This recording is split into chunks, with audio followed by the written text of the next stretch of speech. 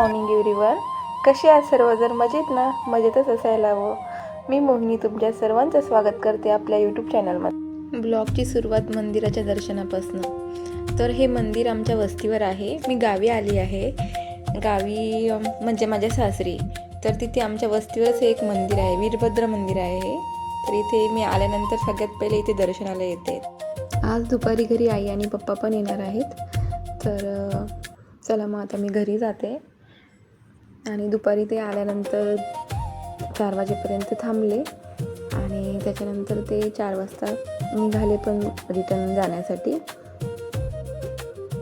आणि मग इथे पप्पांशी थोडासा गप्पा करत होते मी. आईचा पण नमस्कार केला. आई आणि पप्पा सासूबाईंना भेटण्यासाठी आले होते माझ्या, आणि आम्ही पण आमच्या सासूबाईंनाच भेटण्यासाठी आलो आहे. अचानकच त्यांना थोडंसं तब्येत बरी नव्हती त्यांची, थोडं गाडीवरून पडल्या होत्या त्या, तर त्याच्यामुळे त्यांना थोडं लागलेलं. तर त्यांनाच भेटण्यासाठी आई आणि पप्पा पण आले आणि आम्ही पण आलो होतो. तर मग आता आई आणि पप्पा निघाले. पार्थ पण जातो आईसोबत पुढे.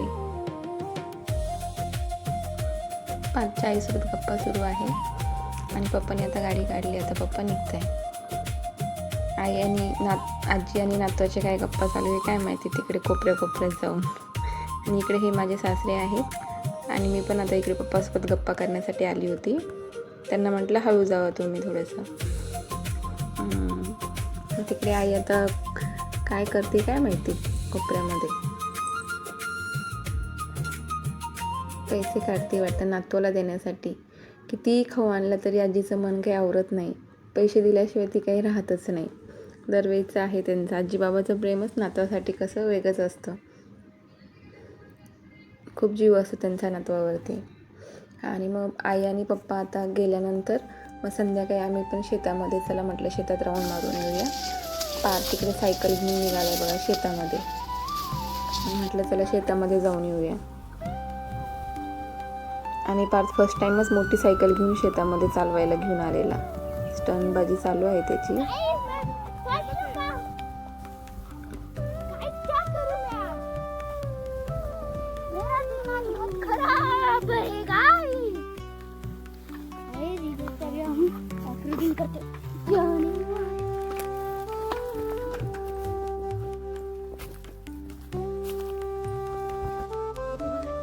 शेतात पण इकडे पण एक मंदिर आहे, तिथे पण दर्शन करून घेतलं. आणि आमच्यासोबत ननंदबाई पण आल्या होत्या. त्या तिकडे चिक्कूच्या झाडाकडे चिक्कू तोडत आहेत त्या. आणि चिक्कूच्या झाडाला खूप मुंग्या लागल्यात, मोठ्या मोठ्या लाल मुंग्या असतात ना, तशा सगळ्या मुंग्या लागल्यात. पण थोडेफार चिक्कू तर आम्ही तोडलेच. आणि झाडाचे एकदम चिक्कू सुंदर असे गोड लागतात, मस्त. केमिकल वगैरे काहीच नसतं ना त्याच्यावर, त्याच्यामुळे ते छान लागतात. आणि इकडे मी तुम्हाला आमच्या शेतातला घास दाखवते. बघा घास कसा आहे आमच्या शेतातला. आणि हा घास आहे ना, म्हणजे घरी खूप साऱ्या गायी आहेत, त्या गायींसाठी तिकडे हा घास केलेला आहे. घरी गेल्यानंतर त्या गायी पण दाखवणार आहे तुम्हाला मी आज आमच्या. आणि पश्चिम महाराष्ट्रात राहतो म्हटल्यानंतर गायी तर असणारच. आणि त्यांच्यासाठी हा घास खूप सारा चारा तर करूनच ठेवावा लागतो. इकडे पार्कचा बघा काय चालू आहे झाडावर. बघा मस्ती त्याची. जाऊ शकतो.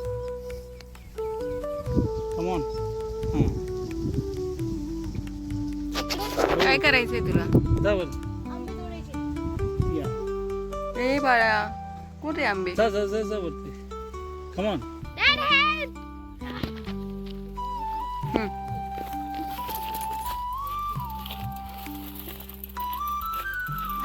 आणि फ्रेंड्स, हे आमचं शेततळ आहे. बघा शेततळ्यामध्ये किती सारं पाणी आहे. जेव्हा कधी पाऊस नसतो तेव्हा हे पाणी उपयोगी पडतं. खूप खोल आहे ते पण. आणि इकडे पुढे आमची ही वस्ती आहे.